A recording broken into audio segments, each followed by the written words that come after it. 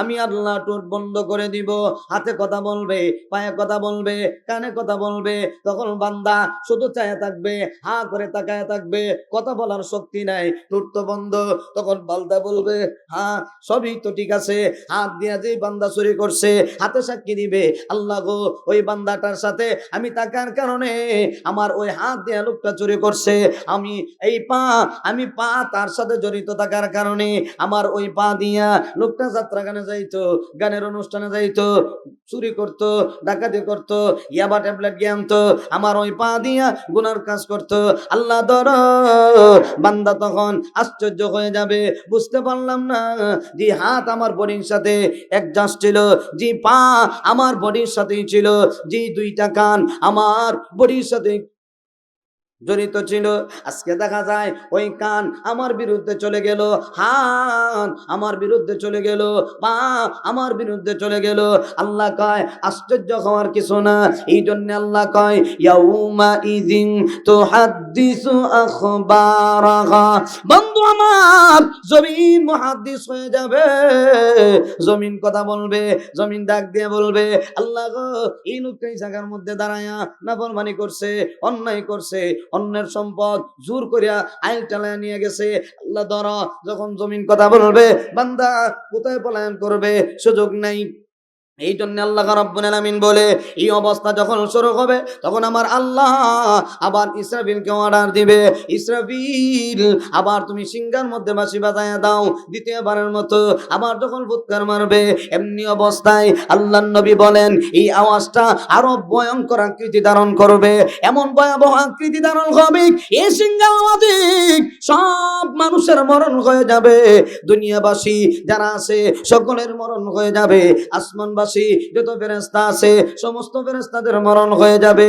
এক পর্যায়ে আল্লাহ জিজ্ঞাসা করবে আজরাইল রে আর কে বাকি আছে, প্রত্যেকের জান কি কবজ করে লইছো? তখন আজরাইল বলবে আল্লাহ আর মাত্র 4 জন বড় বড় ফেরেশতা বাকি আছে। আল্লাহ তুমি আছো, তোমার তো মরণ নাই, মরণ তোমাকে স্পর্শ করবে না। জিবরাইল, মিকাইল, ইসরাফিল আর আমি আজরাইল বাকি। আল্লাহ তুমি বাকি, তোমার তো মরণ নাই। তখন আল্লাহ বলবে ও আজরাইল, জিবরাইল মিকাইলের মৃত্যু চাই, সঙ্গে সঙ্গে তাদের রূহটা কবজ করা হবে। আবার আল্লাহ জিজ্ঞাসা করবেন আর কে আছে? বলে আল্লাহ সিংহার মধ্যে যিনি ধারণ করা আছে ইসরাফিল উনি আছে, আমি আছি, আল্লাহ আপনি আছেন, আর কেউ নাই। আল্লাহ বলবেন তার জানটা কবজ করো। এক পর্যায়ে যখন জান কবজ, এখন আজরাইলকে জিজ্ঞাসা করবেন আল্লাহ কে বাকি আছে? বলে আল্লাহ আমি আজরাইল আছি আর আপনি আছেন, আপনার তো মরণ নেই। এমনি আল্লাহ বলবেন ও আজরাইল, সব মানুষের জান তুমি কবজ করছো, সমস্ত ফেরেশতাদের জান তুমি কবজ করছো, অতএব তুমি তোমার জানটা নিজেই কবজ করে নাও।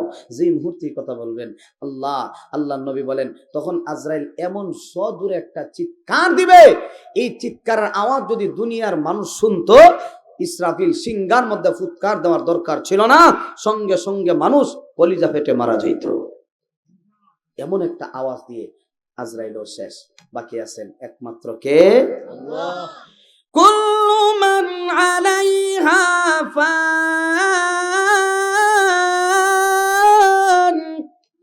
ওয়া ইয়াবকা ওয়াজহু রাব্বিকা যুল জালালি ওয়াল ইকরাম।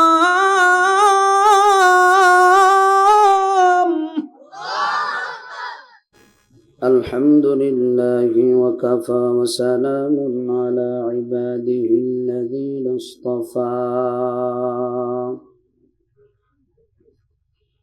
أما بعد فأعوذ بالله من الشيطان الرجيم.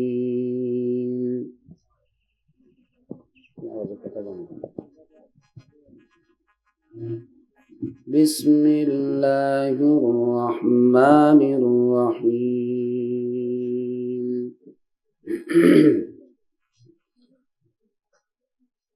القارعة ما القارعة وما أدراك ما القارعة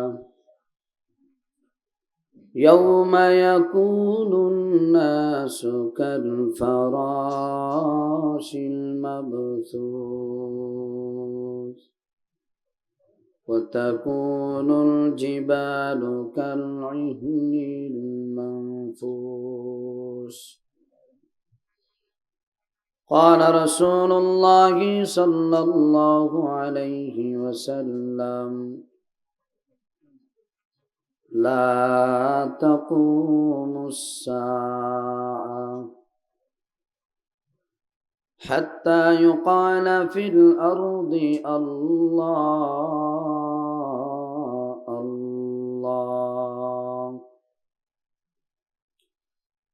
أو كما قال النبي عليه الصلاة والسلام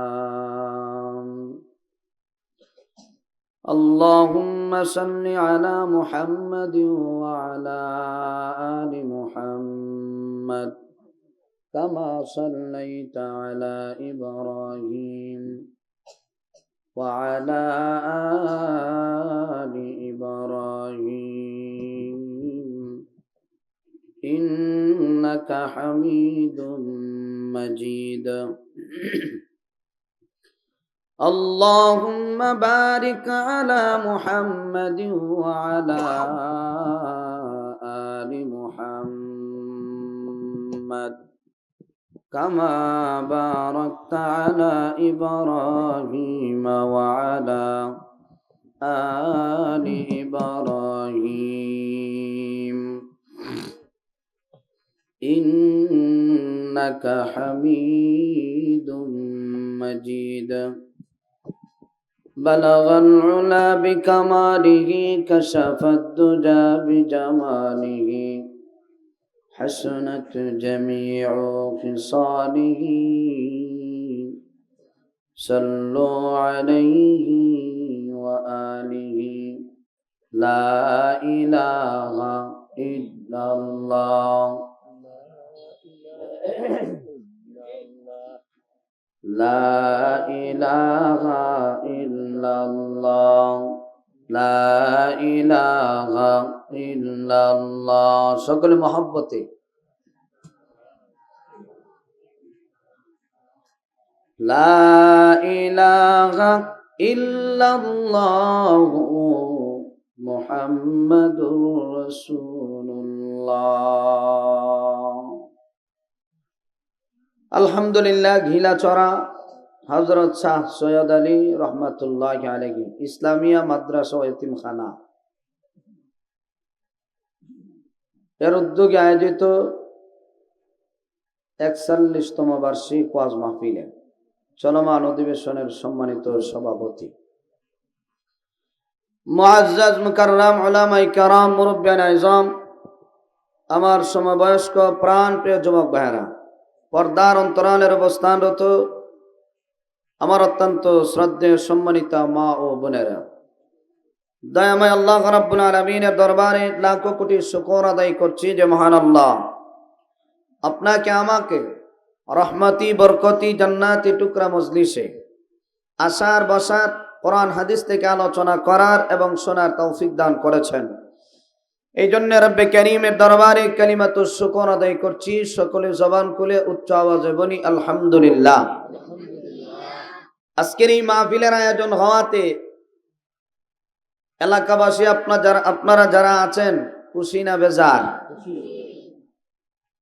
খুশি যে আছেন এটা বুঝবো কেমনে মুরব্বীদের সংখ্যা তো একেবারেই কম আমি আশাবাদী যে সমস্ত মুরব্বী বাবারা এখনো বাড়িতে আছেন যুবক ভাইরা রাস্তাঘাটে ঘোরাফেরা করতেছেন মেহেরবানি করে আমরা সামিয়ানার নিচে হাজির হয়ে যাই এটা জান্নাতি বাগান যেই বাগানে বসলেই জীবনের গুনাহ মাফ হয়ে যায় কয়েকজনের সুবহানাল্লাহ কইছে আর বাকি আর সুবহানাল্লাহর দরকার নাই নাকি সকলে জবান খুলে একবার বলি সুবহানাল্লাহ সুবহানাল্লাহ কইলে কি আমার লাভ না আপনারও লাভ আছে সবার যত লাভ আছে সকলে জবান খুলে সুবহানাল্লাহ টুকু বলবেন এই মজলিসের মধ্যে যারা বসে ইমাম কুরতুবী রহমাতুল্লাহ আলাইহি ওনার কিতাবে লেখেন, বসা মাত্রই জীবনের ছোট ছোট সগীরা গুনাহগুলির সাথে সাথেই মাফ হয়ে যায়। আর এই মজলিসের মধ্যে বসে যদি কেউ খাঁটি দিলে আল্লাহর কাছে তওবা করে, আল্লাহ রাব্বুল আলামিন তার জীবনের সমস্ত গুনাহগুলি আল্লাহ মাফ করে দেয়। মূল কথা, আজকের এই মজলিসটা গুনাহ মাফের একটা মজলিস। আমরা যারা গুনাহ মাফ করানোর ইচ্ছা আছে, মেহেরবানি করে আমরা সকলেই সামিয়ানা নিচে হাজির হয়ে যাই। আমি আপনাদের সামনে সুপ্রসিদ্ধ একটা সূরা, সূরা কারিয়া থেকে কয়েকখানা আয়াতে কারিমা আমি আপনাদের সামনে তেলাওয়াত করছি। প্রিয় নবী সাল্লাল্লাহু আলাইহি ওয়াসাল্লামের অসংখ্য অগণিত হাদিসের ভান্ডার থেকে ছোট্ট একখানা হাদিস আমি আপনাদের খেদমতে পাঠ করছি। আল্লাহ যদি তৌফিক দান করেন, তাহলে নির্ধারিত সূরা হাদিসকে সামনে রেখে কিছু সময় আলোচনা করার চেষ্টা করব ইনশাআল্লাহ। আল্লাহ রাব্বুল আলামিন বলেন, আল কারিআহ, মহাপ্রলয়। মাল কারিআহ, মহাপ্রলয় কি? ওয়ামা আদরাকা মাল কারিআহ, নবী আপনি কি জানেন এই মহাপ্রলয়টা কি? একে একে আল্লাহ তিনবার একটা শব্দ কারিয়া উচ্চারণ করেছেন। এরপরে আল্লাহ রাব্বুল আলামিন বলেন, নবী আপনি কি জানেন মহাপ্রলয়, বিকট আওয়াজ এটা কি? কিসের আওয়াজ? আল্লাহ রাব্বুল আলামিন পরবর্তী অংশে আল্লাহ জানায়া দেয়, ইয়াউমা ইয়াকুনুন নাসু কাল ফারাশিল মাবসুস, যেই দিন মানুষগুলি বিক্ষিপ্ত পতঙ্গের ন্যায় হয়ে যাবে, দিশাহারা পাখির মতো হয়ে যাবে। মানুষগুলি শুধু দিশাহারা হবে তা না, আসমান জমিন চন্দ্র সূর্য গ্রহ নক্ষত্র পাহাড় পর্বত যা কিছু আছে, সেই মহাপ্রলয়ে সব কিছু চুরমার হয়ে যাবে। মূল কথা, এই পৃথিবী ধ্বংস হয়ে যাবে। পৃথিবীতে যা কিছু আছে কিছুই ঠিক থাকবে না, সব ধ্বংস হয়ে যাবে। শুধুমাত্র আমার আল্লাহ একা বাকি থাকবেন। সুবহানাল্লাহ জোরে বলেন। এই আলোচনা বোঝার জন্য আমরা তিনটা পয়েন্ট স্মরণ রাখব। এক নাম্বার, মহাপ্রলয় হবে, যে আওয়াজটা হবে, যে বাঁশিটা বাজানো হবে, সিঙ্গার আওয়াজ, এই সিঙ্গার মধ্যে কে বাঁশি বাজাবেন, কে ফুৎকার দিবেন, কখন দিবেন, দিলে পরে তখনকার সময়ে মানুষের অবস্থা কি হবে? এক নাম্বার, কে ফু দিবেন, দুই নাম্বার কখন দিবেন, তৃতীয় নাম্বার ফু দেওয়ার পরে তখনকার সময় যারা থাকবে মানুষগুলির অবস্থা কি হবে। এক নাম্বার, যিনি সিঙ্গার মধ্যে ফুৎকার দিবেন, ওনার নাম তো আমরা সকলেই জানি। একটু উচ্চ আওয়াজে বলি, ফেরেশতার নামটা কি? ইসরাফিল আলাইহিস সালাতু ওয়াস সালাম। বড় বড় চারজন ফেরেশতা আছে। কয়জন ফেরেশতা? সবারই জানা আছে তো? জিব্রাইল আলাইহিস সালাতু ওয়াস সালাম, এরপরে কেডা? যারা নামাজ পড়ে এরা কইতারে। মিকাইল আলাইহিস সালাতু ওয়াস সালাম, ইসরাফিল আলাইহিস সালাতু ওয়াস সালাম, আজরাইল আলাইহিস সালাতু ওয়াস সালাম। কয়জন? একটু জোরে কান। এই চারজন বড় বড় ফেরেশতার ভিতরে একজনের নাম ইসরাফিল, যিনি সিঙ্গার মধ্যে ফুৎকার দিবেন।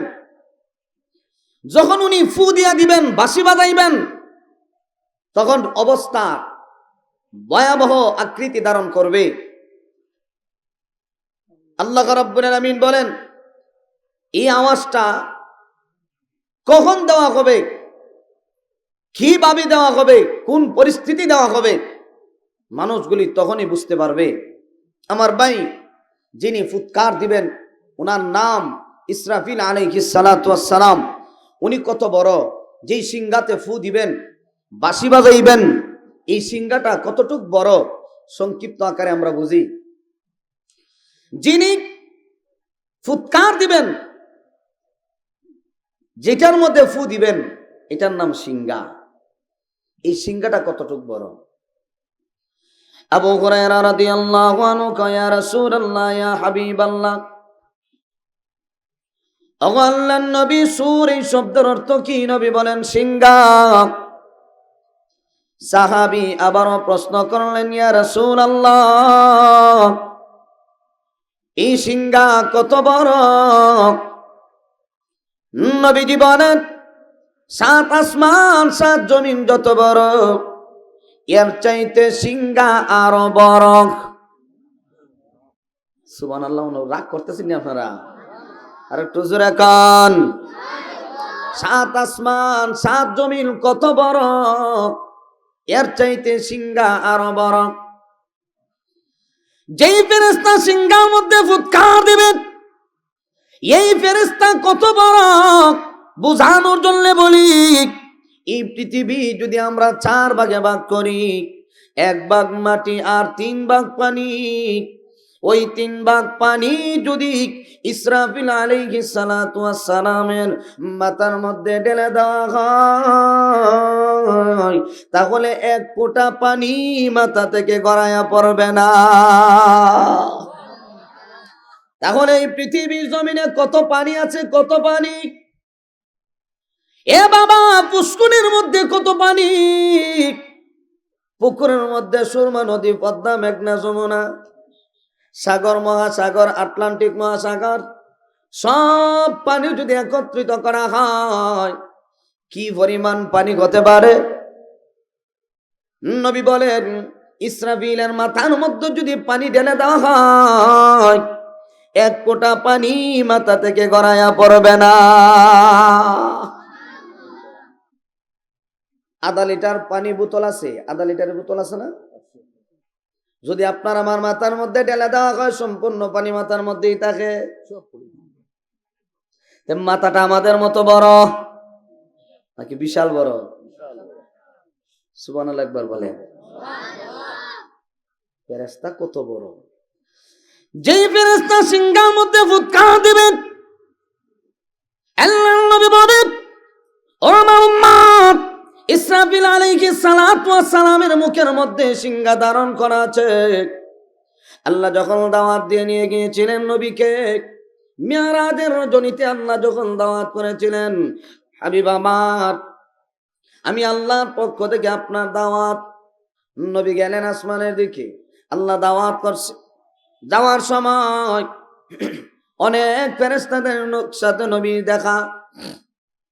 এর ভিতরে একজন ফেরেশতা, যিনি দাঁড়ায় আছেন, মূর্তির মতো দাঁড়ায় আছে, কোনো কথা বলে না। উনার মুখের মধ্যে কি যেন ধারণ করা আছে। নবী জিব্রাইলকে জিজ্ঞাসা করে, জিব্রাইল, উনি কে আর উনার মুখের মধ্যে কি ধারণ করা আছে? জিব্রাইল কয়, ইয়া রাসূলুল্লাহ, ইয়া হাবিবাল্লাহ, আর উনার মুখের মধ্যে সিংহা ধারণ করা আছে। নবী গো, আল্লাহ যখন অর্ডার দিবে, ইসরাফিল আলাইহিস সালাতু ওয়াস সালাম সিংহার মধ্যে বাঁশি বাজায় দিবে। এই বাঁশি যখন বাজবে, মানুষের অবস্থা ঠিক থাকবে না, আসমানের অবস্থা ঠিক থাকবে না, জমিনের অবস্থা ঠিক থাকবে না, চন্দ্র সূর্যের অবস্থা ঠিক থাকবে না, পাহাড় পর্বতের অবস্থা ঠিক থাকবে না। এমন বাঁশি বাজানো হবে, আল্লাহর অর্ডারের অপেক্ষায় আছে। আল্লাহ যখন হুকুম দিবে, তখনই বাঁশি বাজায় দিবে। আল্লাহু আকবার। নবী আমার সঙ্গে সঙ্গে ইসরাফিল আলাইহিস সালাতু ওয়াস সালামকে সালাম দিলেন, আসসালামু আলাইকুম ওয়া রাহমাতুল্লাহ। নবীর সালাম, নবীর জবান দিয়ে ইসরাফিল আলাইহিস সালাতু ওয়াস সালামকে যখন সালাম করলেন, সালামের জবাব আসে না। নবী আবার সালাম দিলেন, সালামের জবাব আসে না। নবীজি আবার তৃতীয়বার যখন সালাম দিলেন, তৃতীয়বার সালাম দিতে দেরি হয়েছে, ইসরাফিল সালামের জবাব দিতে দেরি করে নাই। নবী জিজ্ঞাসা করলেন, ও ইসরাফিল, একবার দুইবার সালাম দিলাম, জবাব দিলা না। তৃতীয়বার সালাম দেওয়ার পরে আর দেরি করো নাই, এমনিতে ইসরাফিল কয়, ইয়া রাসূলুল্লাহ, ইয়া হাবিবাল্লাহ, আল্লাহর নবী গো, আমি কেন আপনার সালামের জবাব দিতে পারলাম না? জানেননি, আল্লাহ তো আমাকে দায়িত্ব দিয়ে রাখছে, আল্লাহর যখন অর্ডার হবে আমি তখন সিংহার মধ্যে ফুৎকার দিব। আমি এই মুহূর্তে আপনার সাথে যদি কথা বলি, আল্লাহর পক্ষ থেকে আমাকে অনুমতি দেওয়া হয় নাই, এই জন্যে আপনার সালামের জবাব আমি দিতে পারি নাই। আপনি যখন প্রথমবার সালাম দিলেন আমি কোনো কথা বলি না, আমি আল্লাহর দিকে, আল্লাহর কাছে অনুমতি চাইলাম। দ্বিতীয়বার আবার আপনি সালাম দিয়ে দিলেন, আমি বললাম, আল্লাহ গো, তোমার হাবিব আমাকে সালাম দেয়, আল্লাহ অনুমতি দাও না, তোমার হাবিবের সালামের জবাবটা একটাবার শোনায়া দেয়। যেই মুহূর্তে আমার আল্লাহ সালামের জবাব দেওয়ার জন্য অনুমতি দিলেন, তৃতীয়বার সঙ্গে সঙ্গে আবার আপনি আমাকে সালাম দিয়ে দিলেন। অতএব আল্লাহর অনুমতি পাওয়া মাত্র আর দেরি করি নাই, সঙ্গে সঙ্গে আপনার সালামের জবাব শোনায়া দিলাম। আল্লাহর নবী বলেন, এত বিশাল বড় ফেরেশতা, এত বিশাল বড় সিংহা, এই ফেরেশতার মুখের সামনে সিংহা ধারণ করা আছে, যে সিংহাটা 7 আসমান 7 জমিনের চাইতে বড়, এই সিংহাটা মুখের মধ্যে ধারণ করা আছে। যেমন এই মাউথপিস আমার মুখের সামনে ধারণ করা, এটাতে কথা বললে কথা সাপ্লাই হয়, মানুষে শুনতে পারে। ঠিক ইসরাফিল আলাইহিস সালাতু ওয়াস সালামের মুখের কাছে যে সিংহা আছে, এই সিংহাটা ওনার কাছে মাউথপিসের মতো ছোট। কত বড় ফেরেশতা! সুবহানাল্লাহ জোরে কান। যিনি ফু দিবেন ওনার নাম ইসরাফিল আলাইহিস সালাতু ওয়াস সালাম। সিংহার মধ্যে ফু দিবেন।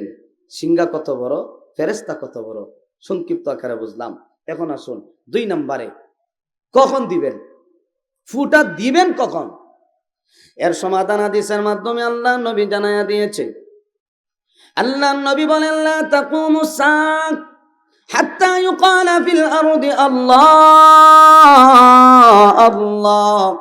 আল্লাহর হাবিব বলেন, যতদিন পর্যন্ত একজন ইমানদার জমিনের মধ্যে আল্লাহ আল্লাহ বলনে ওয়ালা থাকবে, আল্লাহর জিকির করবে, আল্লাহকে স্মরণ করবে, আল্লাহর নবী বলেন, আমার আল্লাহ এই পৃথিবী ধ্বংস করবেন না।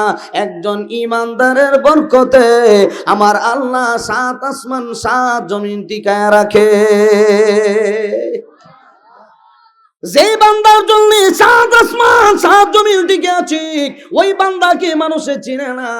ওই আল্লাহওয়ালাদের সাথেও একদল মানুষ আছে বেয়াদবি করে, যারা সব সময় আল্লাহর জিকির করে, তাসবিহ পড়ে, আল্লাহর শুকরিয়া আদায় করে, উঠতে বসতে তাসবিহ পড়ে। আল্লাহ কয়, বান্দারে, আমি আল্লাহরে যদি তুমি জিকির করো, আমি আল্লাহ তোমারে জিকির করব।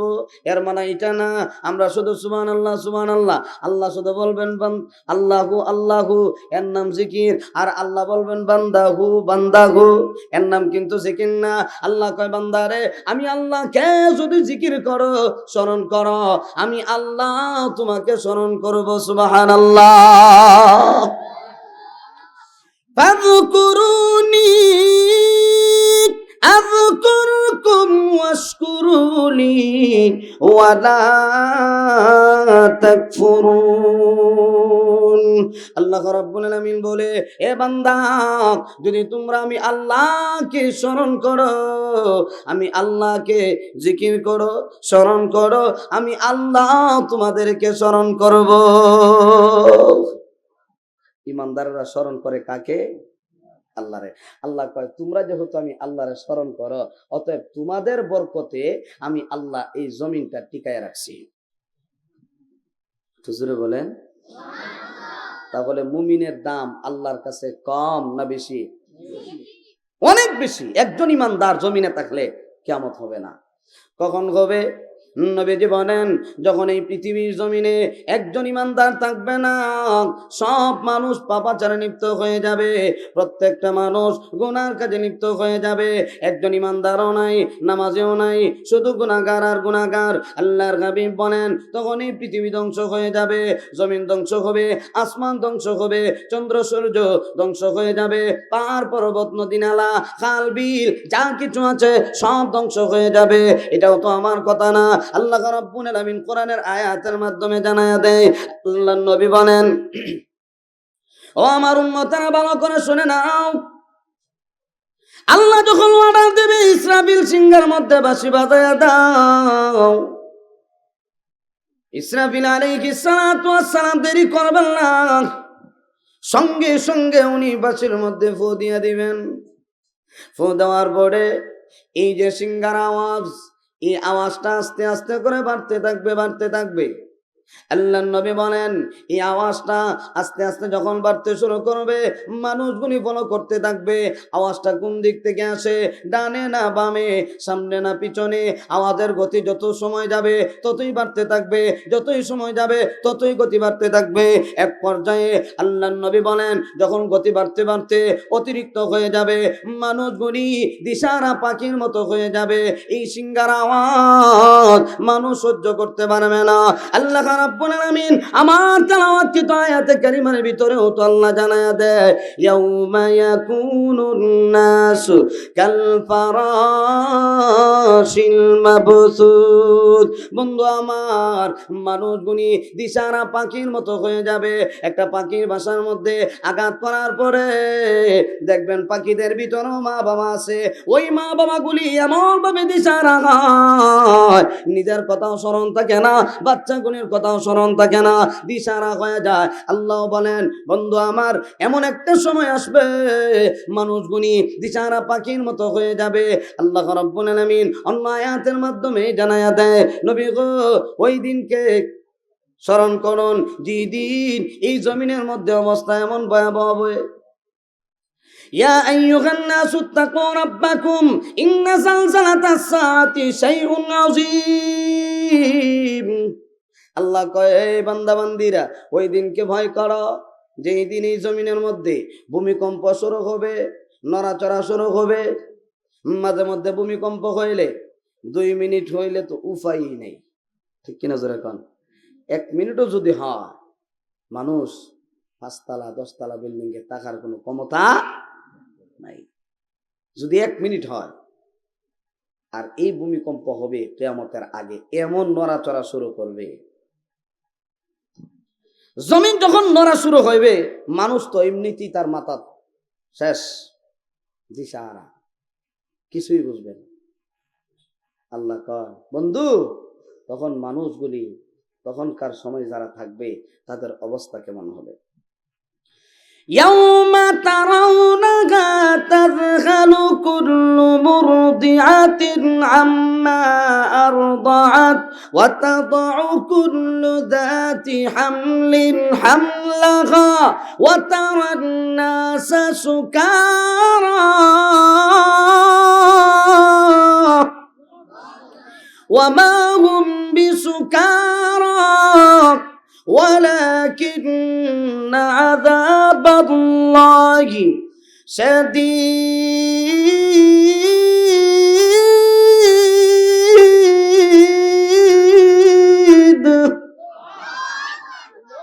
আল্লাহ কয়, নবী, ওই দিনের কথা স্মরণ করুন। ইয়াউমা তারাউনাহা, সেই দিন আপনি দেখবেন মানুষগুলির অবস্থা। يوم ترونها تذهل كل مرضعة عما أرضعت وتضع كل ذات حمل حملها।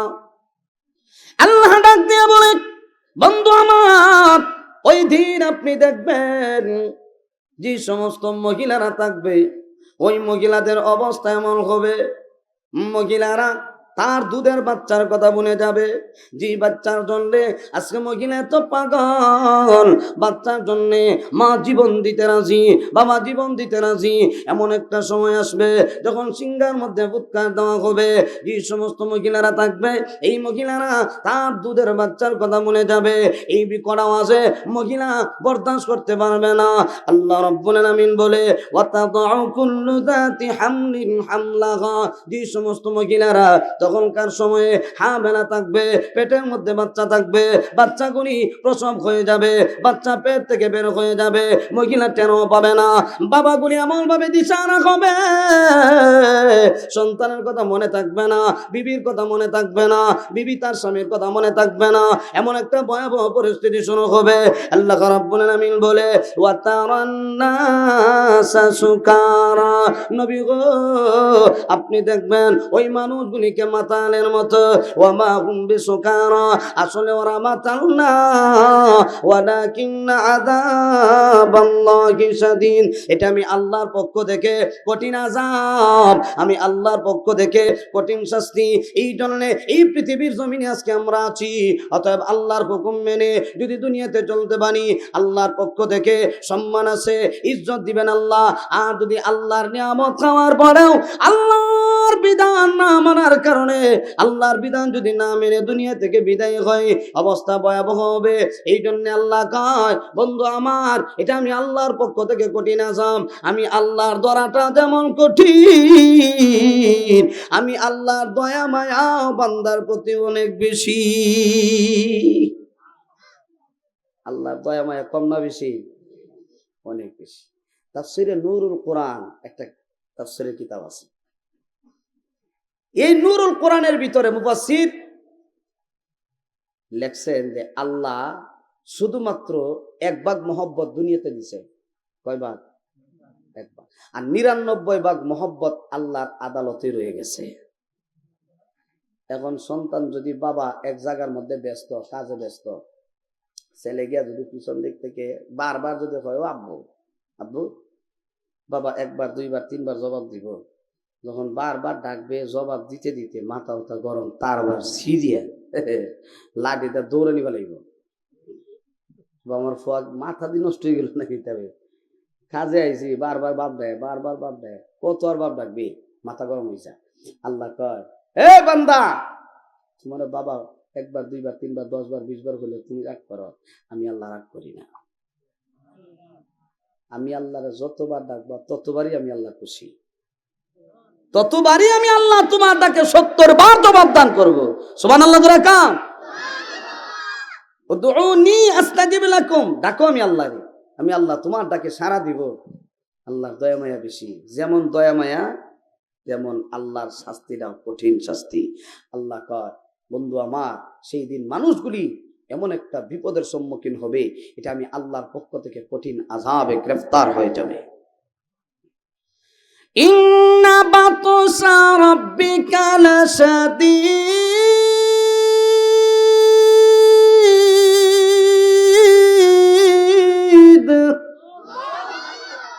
আল্লাহ বলেন আমি আল্লাহর দরাটা বড় কঠিন দরা। সেই দিন মানুষগুলিকে আল্লাহ এমন কঠিন ভাবে ধরবেন, একটা মানুষ পলায়ন করার সুযোগ হবে না।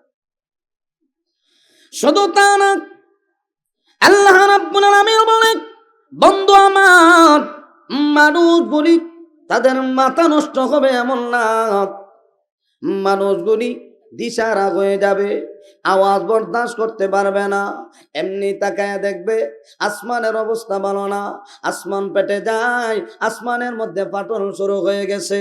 আল্লাহ রাব্বুল আলামিন বলেন এই আসমান টুকরা টুকরা হইয়া জমিনের মধ্যে পড়তে শুরু করবে।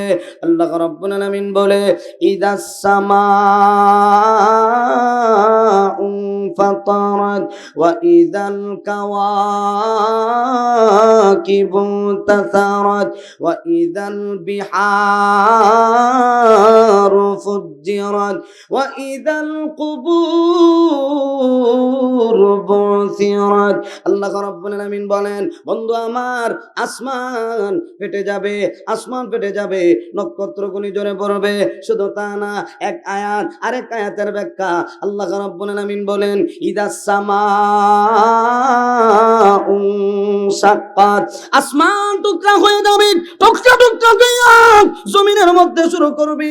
জমিনের মধ্যে যখন পড়তে শুরু হবে, আল্লাহু আকবার, এমন আওয়াজ, এই আওয়াজ মানুষ সহ্য করতে পারবে না।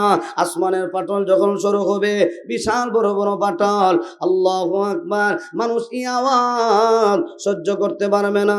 শুধু আওয়াজের পরে আওয়াজ, আওয়াজের পরে আওয়াজ, মানুষগুলি আরো দিশারা হবে, কি হইল রে, আসমান দেখা যায় ফেটে যায়, আসমান ঠিক নাই, আসমানের মধ্যে পাটল শুরু হয়ে গেছে, আসমান জমিনের মধ্যে পড়তে শুরু হয়ে গেল। শুধু তা না, আল্লাহ কয় এই যে নক্ষত্র বানাইলাম, এই নক্ষত্রগুলি জনে পড়বে, এ বান্দা আমি আল্লাহ তোমাদের সুবিধার জন্য চন্দ্র বানাইলাম, সূর্য বানাইলাম। বান্দা শোনো, যে সূর্য আমি আল্লাহ তোমাদের জন্য বানাইছি, এই সূর্য তোমাদেরকে ফায়দা দেয়, এই সূর্য থেকে তোমরা ফায়দা গ্রহণ করো, নক্ষত্র থেকে তোমরা ফায়দা গ্রহণ করো। এমন একটা সময় আসবে এই চন্দ্র থাকবে না, এই সূর্যের আলো থাকবে না, সূর্যের আলো বন্ধ হয়ে যাবে, নক্ষত্রের আলো বন্ধ হয়ে যাবে। আল্লাহু আকবার। আল্লাহ রাব্বুল আলামিন বলি, বন্ধু আমার আমি আল্লাহ যে সূর্য বানাইলাম, আজকে সূর্য ওঠে আমি আল্লাহর হুকুমে ওঠে, মানুষের উপকারের জন্য আমি আল্লাহ বানাইছি এই সূর্য ওঠে। আল্লাহ রাব্বুল আলামিন কয়, বন্ধু আমার, ওয়াশ-শামসু তাজরি লিমুস্তাকাররিল লাহা যালিকা তাকদীরুল আজিজিল আলিম। আল্লাহ কয়, বন্ধু আমার, যে সূর্য বানাইলাম, এই সূর্য থেকে আজকে মানুষ ফায়দা হাসিল গ্রহণ করে, এই সূর্য আলো দেয়, সূর্যের আলো মানুষ ভোগ করে। এমন একটা সময় আসবে এই সূর্য থেকে আলো বের হবে না। ইদাশ শামসু কুওয়ারাত ওয়া ইদান নুজুমু কাদারাত। আল্লাহ রাব্বুল আলামিন বলেন, বন্ধু আমার, এই সূর্য মলিন হয়ে যাবে, নক্ষত্র মলিন হয়ে যাবে, সূর্য থেকে আলো বের হবে না, নক্ষত্র থেকে আলো বের হবে না। মানুষগুলি বলবে, আজকে দেখা যায় সূর্যের আলো ওঠে না, চন্দ্রের আলো দেয় না, কি হইল রে, চন্দ্র আর সূর্যের মধ্যে এমন একটা ধাক্কা লাগবে, এমন একটা আওয়াজ হবে। আল্লাহ রাব্বুল আলামিন আয়াতের মাধ্যমে জানায়া দিয়েছে, ফাইযা বারিকাল বাসারু ওয়া খাসাফাল কমার ওয়া জুমিআশ শামসু ওয়াল কমার।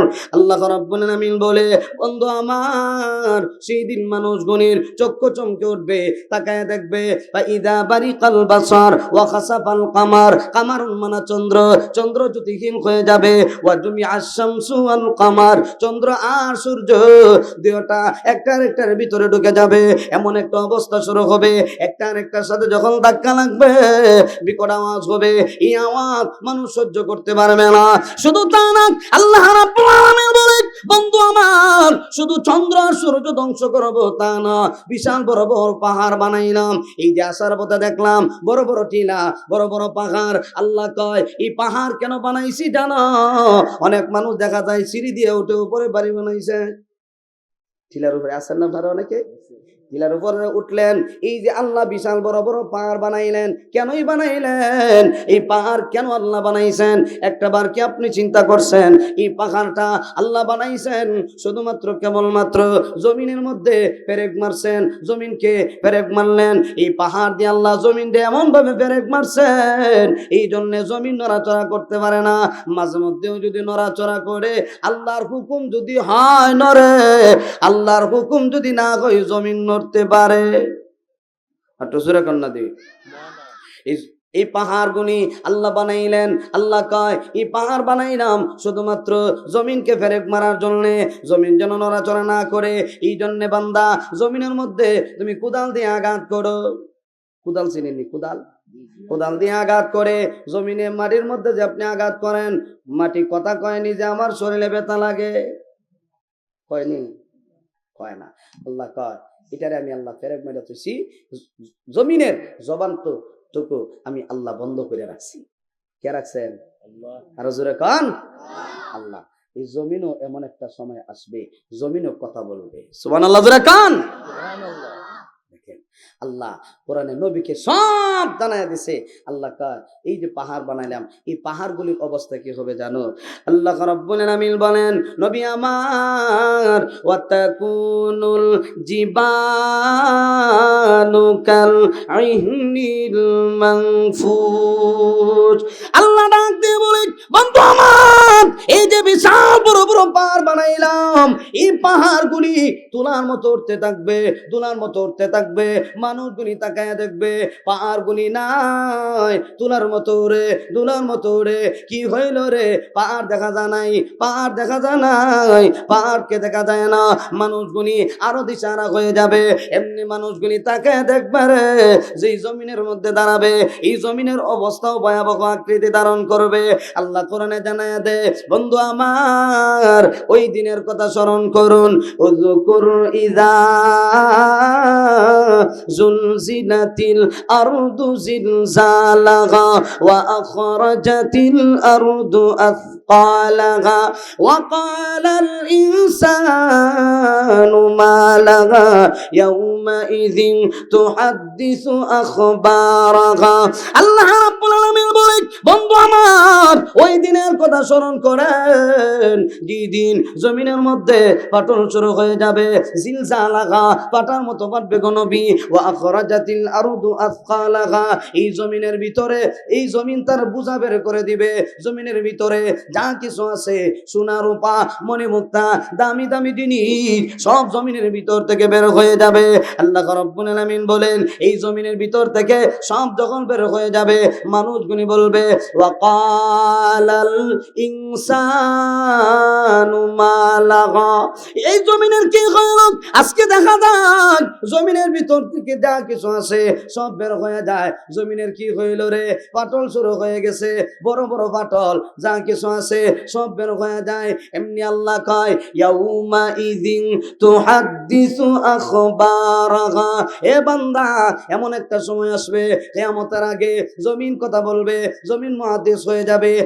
হাদিসের মঞ্চে বসে মুহাদ্দিসরা যখন হাদিস বর্ণনা করে, ছাত্রদেরকে শোনায়, আল্লাহ রাব্বুল আলামিন কয়, জমিন এমন একটা সময় আসবে, জমিনও বর্ণনা করবে, মানুষগুলিকে শোনায়া দিবে। আল্লাহ রাব্বুল আলামিন বলেন, এই জমিন যখন বর্ণনা দেওয়া শুরু করবে, একটা মানুষ পলায়ন করার সময় সুযোগ পাবে না, এমন একটা ভয়াবহ আকৃতি ধারণ করবে। জমিন ডাক দিয়ে বলবে, আল্লাহ গো, আমার এই জায়গার মধ্যে দাঁড়ায়া লোকটা নাফরমানি করছে, আল্লাহ ধরো। জমিন যখন কথা বলবে, আপনি কোথায় যাবেন? পলায়ন করার কোনো সুযোগ নাই। আল্লাহ জানায়া দেয়, বান্দারে, আইনাল মাফার, ওই যাইবা, পলায়ন করার সুযোগ তোমাকে দেওয়া হবে না, কোথাও তুমি পলায়ন করতে পারবে না। এই জমিনের মধ্যে এই ভয়াবহ আকৃতি যখন ধারণ হবে, মানুষগুলি দিশারা হয়ে যাবে। আল্লাহ রাব্বুল আলামিন বলেন, বন্ধু আমার, এই জমিন কথা বলবে তা না, মানুষ শুধু আশ্চর্য হবে তা না, মানুষ তার বডির দিকে তাকায় দেখুক না কেন, আমি আল্লাহ তার 3.5 হাত বডির ভিতরে কত নিয়ামত না দিলাম। আমি আল্লাহ 2টা চক্ষু দিলাম, 2টা হাত দিলাম, 2টা পা দিলাম, 2টা কান দিলাম, 2টা ঠোঁট দিলাম। এমন একটা সময় আসবে, মানুষগুলি হাসরের কঠিন ময়দানে আমি আল্লাহর সামনে যখন দাঁড়াবে, হাত কথা বলবে, পা কথা বলবে, কানে কথা বলবে, শুধু ঠোঁট বন্ধ থাকবে।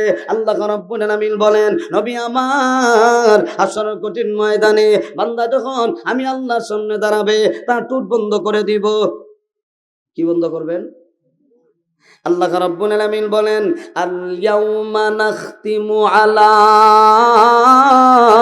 আফওয়াহিহিম ওয়া তুকাল্লিমুনা আইদিহিম ওয়া তাশহাদু আরজুলুহুম বিমা কানু ইয়াকসিবুন।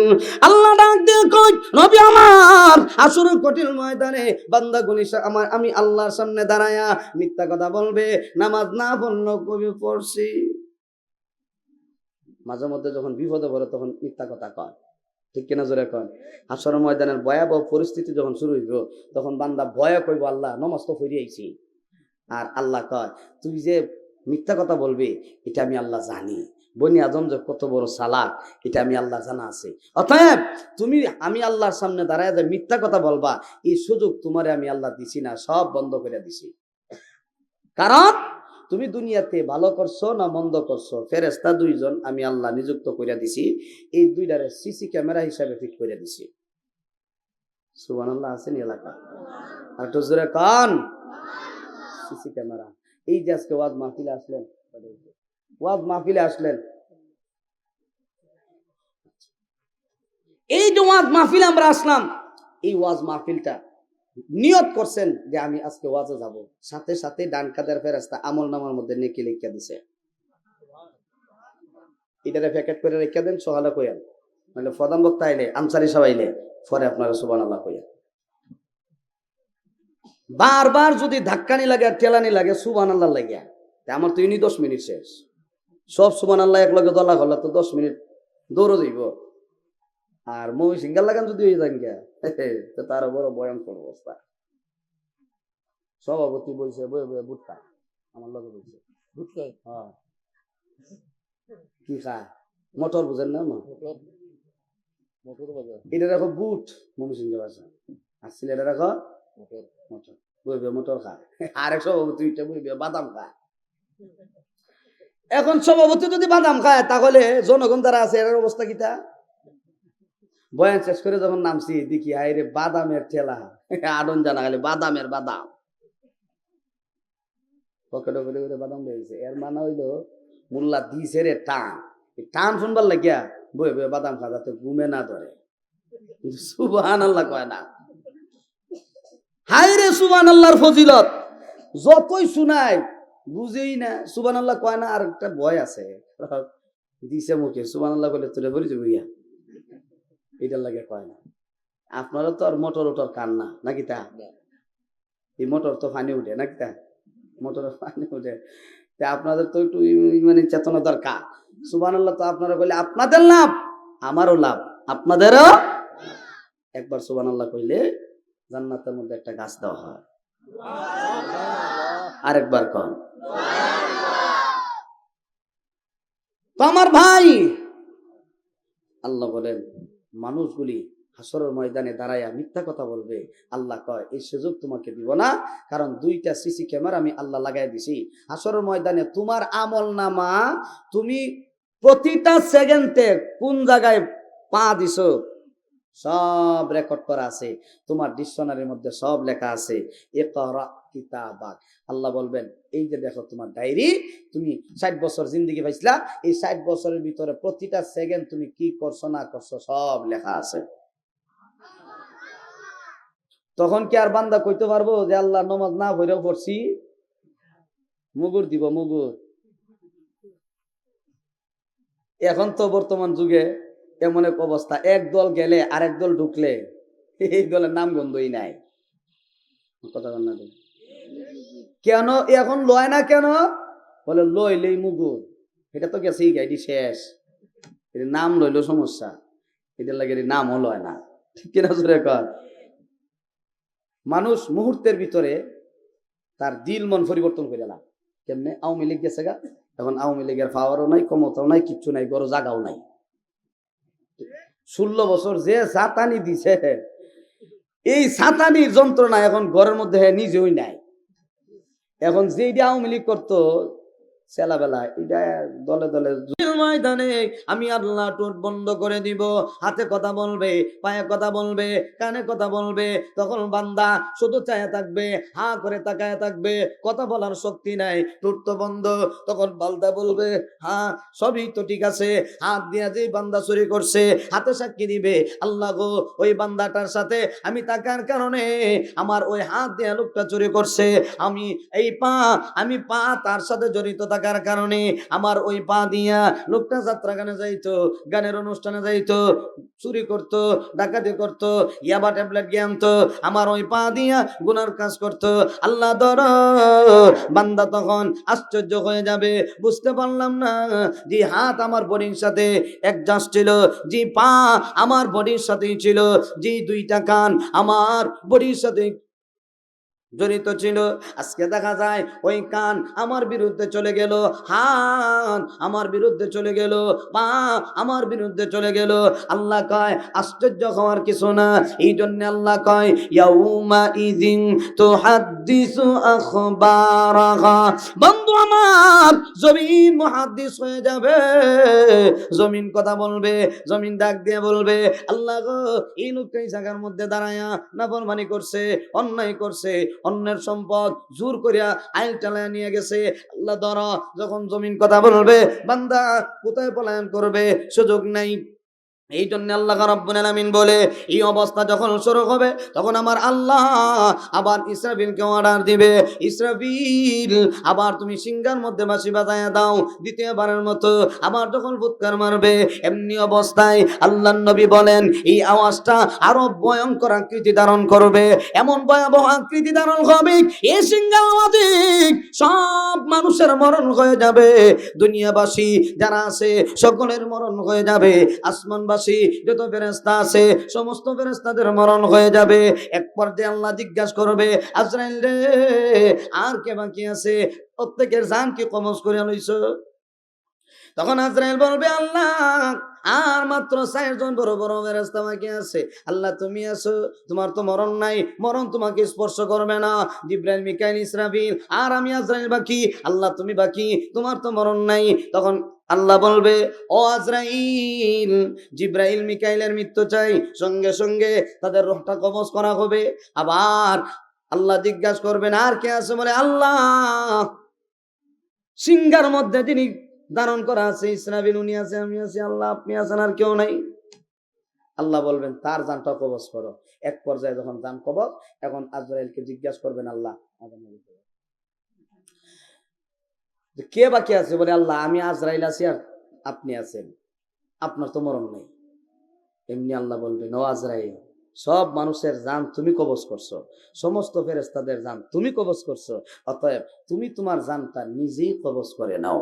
যে মুহূর্তে কথা বলবেন আল্লাহ নবী বলেন তখন আজরাইল এমন সদূরে একটা চিৎকার দিবে, এই চিৎকারের আওয়াজ যদি দুনিয়ার মানুষ শুনতো, ইসরাফিল সিংহার মধ্যে ফুৎকার দেওয়ার দরকার ছিল না, সঙ্গে সঙ্গে মানুষ কলিজা ফেটে মারা যেত। এমন একটা আওয়াজ দিয়ে আজরাইলও শেষ, বাকি আছেন একমাত্র কে? আল্লাহ। কুল্লু মান আলাইহা ফান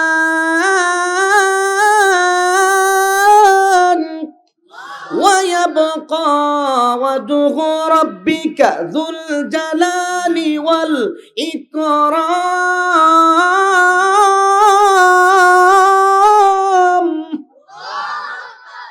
আল্লাহ কয় পৃথিবীতে যা কিছু আছে সব ধ্বংস হয়ে যাবে, একমাত্র বাকি থাকবো আমি আল্লাহ।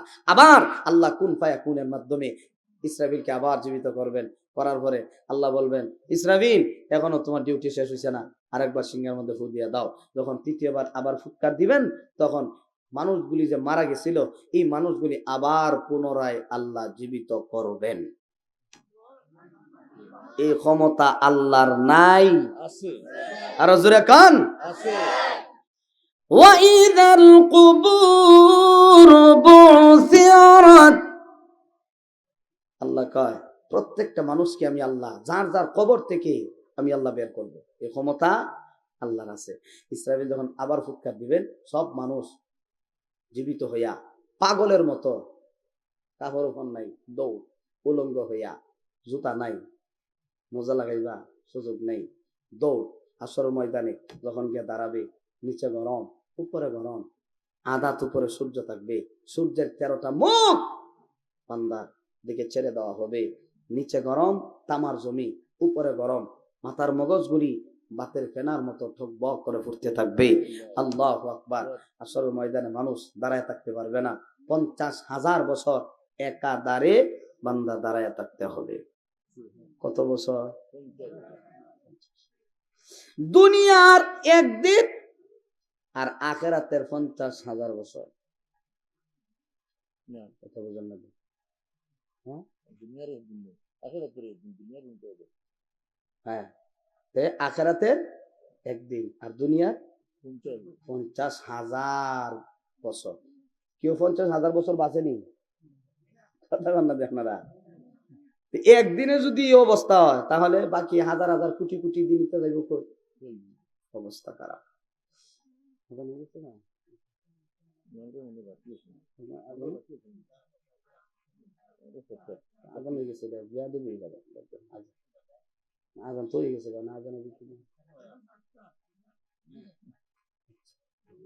আমার ভাই আল্লাহ তখন মানুষগুলিকে যখন হাসরের ময়দানে দাঁড় করাবেন, প্রত্যেকটা মানুষ পাগলের মতো যাবে। সেখানে আল্লাহর হাবিব বলেন যার যতটুকু অন্যায় আছে অপরাধ আছে এতটুকু গাম তার শরীর থেকে বের হবে। আল্লাহর নবী বলেন, কারো গাম হবে টাকনো পর্যন্ত, কারো গাম হবে হাঁটু পর্যন্ত, কারো গাম হবে কোমর পর্যন্ত, কারো গাম হবে বুক পর্যন্ত, কেউ আবার গামের সাগরে আবুডুবু খাবে। এমন একটা অবস্থা শুরু হবে, মানুষগুনি এমন ভাবে দিশারা হবে, কি হইল রে, আসরের ময়দানে দাঁড়ায় থাকতে পারি না, কষ্ট সহ্য করতে পারি না। এর চাইতে আল্লাহ যদি আমাদেরকে জাহান্নামের আগুনে দিয়ে দেয়, আমরা জাহান্নামের আগুনে ঢুকতে রাজি, কিন্তু এই আসরের ময়দানে দাঁড়ায় থাকতে পারি না। মানুষগুলি চটপট শুরু করে দিবে। আল্লাহর নবী বলেন, তখনই আমার আল্লাহ এত রাগান্বিত হবেন, এত ক্ষিপ্ত হবেন, আমার আল্লাহ তখন হুঙ্কার দিয়ে বলবে, লিমানিল মুলকুল ইয়াউম, এ বান্দা সবাই যেহেতু চলে আসছো, আজকে আসরের ময়দানে আমি আল্লাহর সামনে দাঁড়ায় গেছো, লিমানিল মুলকুল ইয়াউম, আজকের রাজত্ব কার? তখন বান্দা কেউ জবাব দিবে না, কেউ কোনো কথা বলবে না। নবীরা পর্যন্ত নফসি নফসি বলবে, নবীরা পর্যন্ত কথা বলবে না, কেউ কথা বলার সুযোগ পাবে না। আল্লাহ রাব্বুল আলামিন তখন নিজেই জবাব দিবে, লিল্লাহিল ওয়াহিদিল কাহ্হার, আজকের রাজত্বের মালিক আমি আল্লাহ। অতএব বান্দারে, আজকে আমি আল্লাহ একক মালিক। দুনিয়াতে যতই ক্ষমতা দেখাইছো, এই ক্ষমতা আর নাই, এখন একমাত্র ক্ষমতাশীল আমি আল্লাহ।